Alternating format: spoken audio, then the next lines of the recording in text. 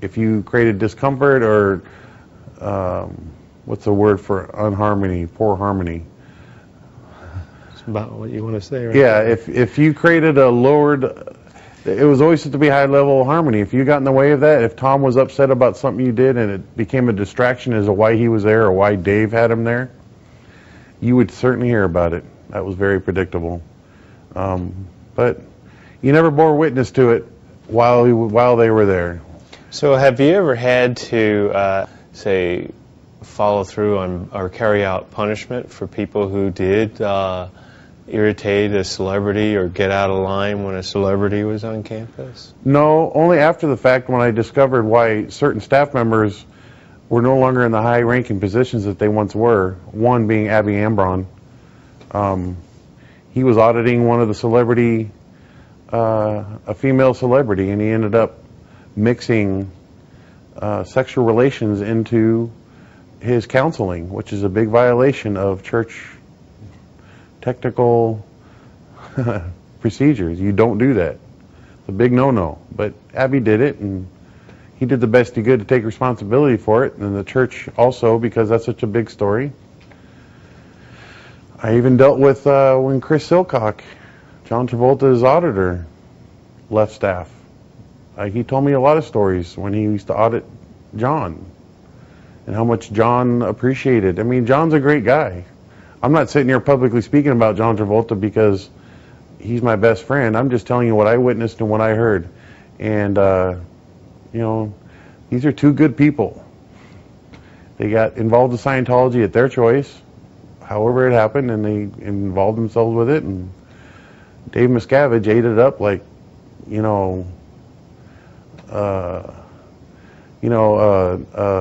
third world country camp running across an In-N-Out burger. They would eat all they can while they're there, as much as they can while it's there in front of them before they got to go back home, you know.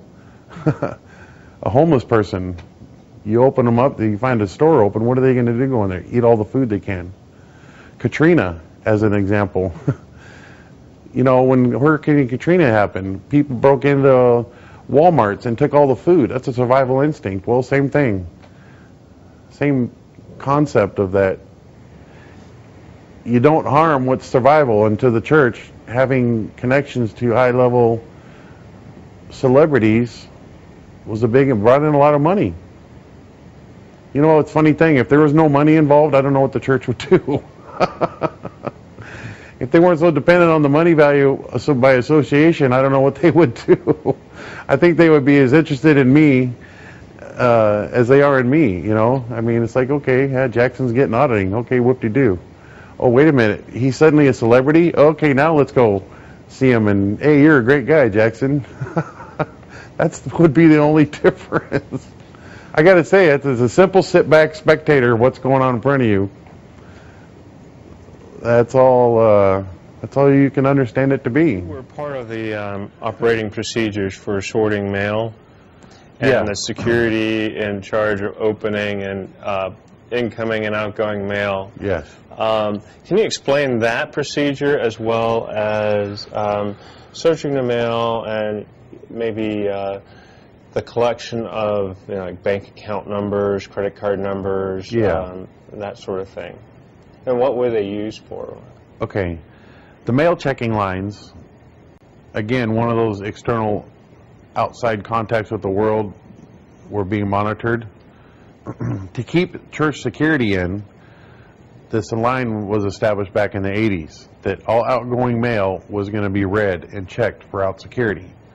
Initially, incoming mail wasn't too much of a concern. It was more to maintain security of the base, because back in the early 80s, people didn't even know that it was a church. We had what's called a shore story, that, you know, a rich guy, basically, there was a different term used, but basically an investor bought the property and we were the caretakers there. That's how it started. We never wore uniforms, yet we were full-fledged SEER members.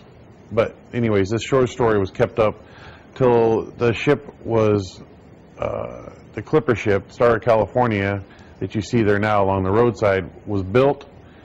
In prominent display, LRH gave specific orders. It was to be used as a PR tool invite the public in to have weddings in, and so on and so forth. And it kind of was used to unite Golden Era, what became Golden Era Productions, as part of the base and become publicly accepted. You know, it was a great tool. So prior to that, it was all hush hush. Somebody stopped by for help. Hey, what is this place? We're just a curious wanderers. Somebody pull up and hey, what goes on here? We're just caretakers. We take care of this place, and yada yada yada. As part of the internal security matters, even people had second names.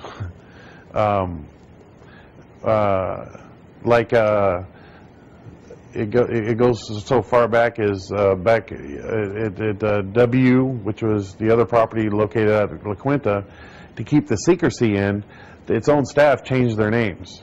So if one guy was normally named Bob, such as this guy Bob Waldman, he changed his name to Waldo. And that's how he became known. His name was Waldo. Or I remember Carmen Weesey, her name I think was Karen, I believe, but she changed her name to Carmen. Now, why was that? Because it was part of the in-house security effort. I'm using this as an example to give you the flavor of how much attention was. It was there to protect L. Ron Hubbard, in a sense. It was hush-hush. No, we didn't want the distraction of, I mean, here was a short story. We didn't want the distraction of your common folk or public Scientologists coming there and distracting us with, wow, this is where the movies are made for the church, you know. We didn't want that kind of attention. We were just there to do our job. So we had a short story, and it was built in. You as a staff member, you didn't tell anybody else outside of the base what went on here. You didn't tell your fellow SEAL members down in L.A. You didn't tell your family members where you were. You always, if you were going to tell them anything, you gave them the L.A. address. If anything was going to be mailed to you, so on and so forth. So initially, back in the early 80s, the mail lines, outgoing mail was checked. You were instructed to write your letters, don't seal the envelopes, put the LA address on it, and as your return address, and who we were to mail it to. Security guard would check it. He'd collect. It was common, you would have your, just like your post office. We had an internal post office. Your mail was routed certain drop points. We even initially had this special drop box outside of the security office down in the MCI for where personal letters were to be dropped at.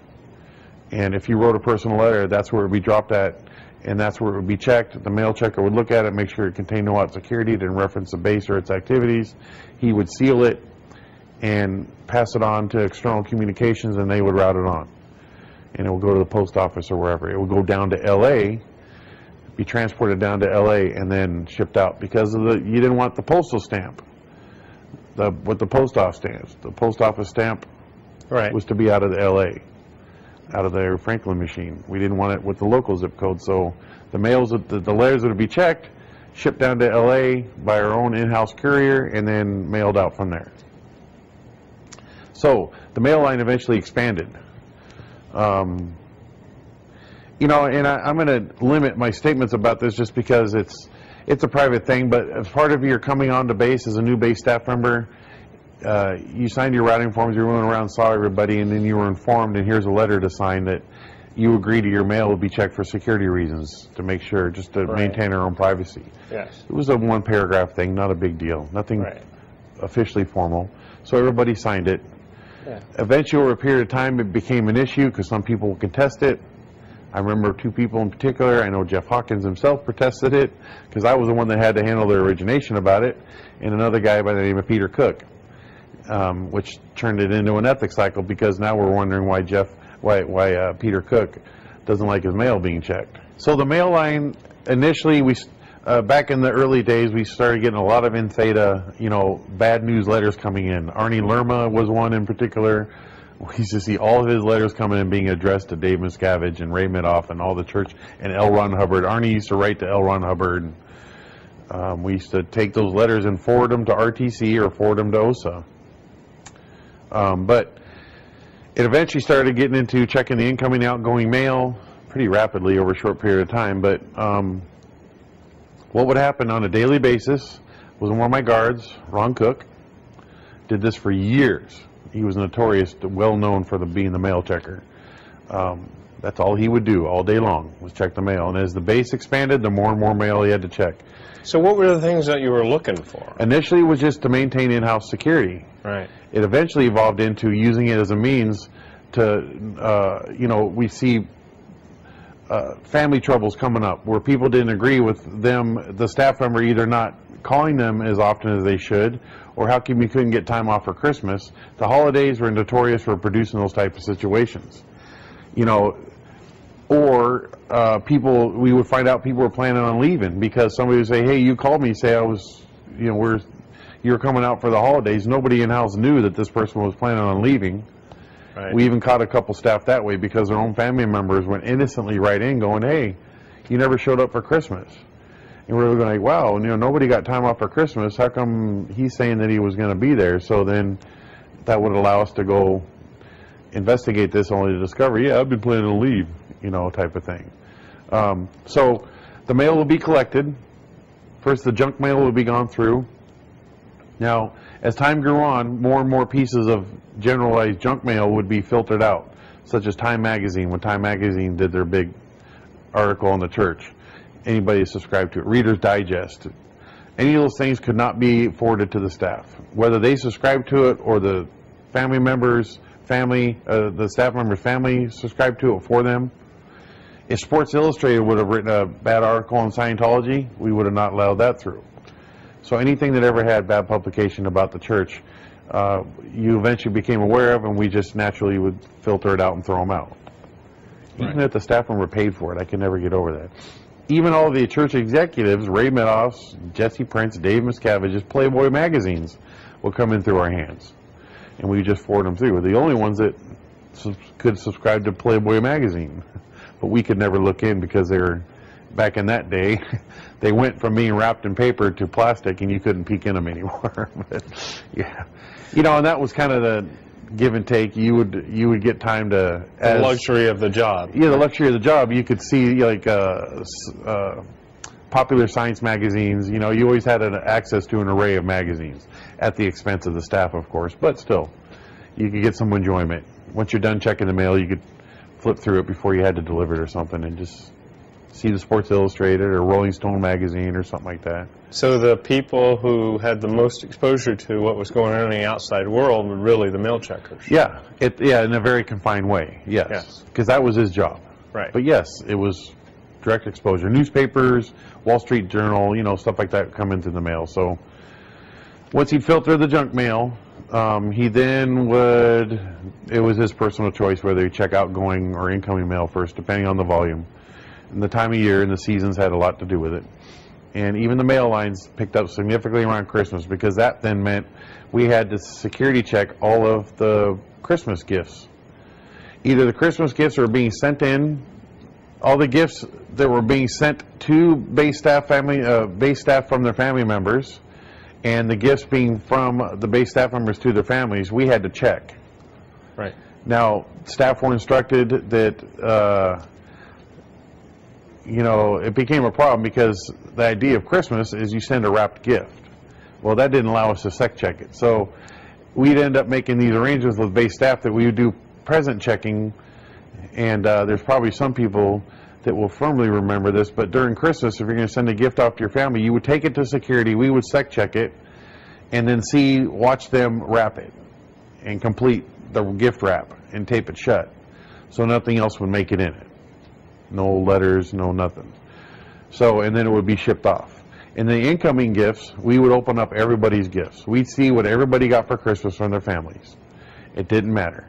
Now, that didn't mean we took great care about it because we wanted to show some respect, and this is something that, we actually overextended ourselves for, is that we wouldn't tear open the gifts. We would open just to see enough of what was inside, just to confirm it was a gift. That's all it was. And if there was a card or letter, we would read it just to security check it, see what's going on. There's no situation in it, and then pack it up and forward it on to the staff member. So you'd see what everybody got for Christmas. It was a bonus with the job. It just made it more interesting, but we did our job. Right.